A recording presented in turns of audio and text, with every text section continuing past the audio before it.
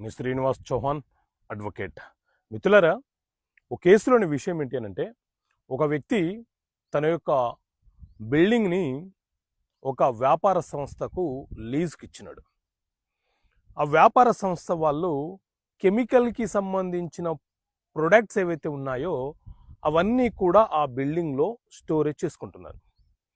ఒకరోజు సడన్గా అందులో ఫైర్ జరిగి ఆ బిల్డింగ్ అంతా కూడా అగ్ని ప్రమాదంలో ధ్వంసమైపోయింది.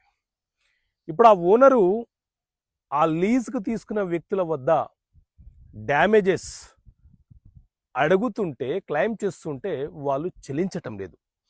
ఇలాంటి సందర్భం ఎదురైనప్పుడు లీజుకు తీసుకున్న వ్యక్తి నష్టపరిహారము చెల్లించడానికి అవకాశం ఉంటుందా అని అంటే, మిత్రులారా, ఎప్పుడైనా సరే ఎవరైనా మన ఆస్తులను లీజుకు తీసుకోవడము అని అంటే ఆస్తులను ఉపయోగించుకోవడము అని అర్థం. కానీ వారికి ఆస్తుల మీద మనము ఎలాంటి హక్కులను బదిలీ చేయటం లేదు.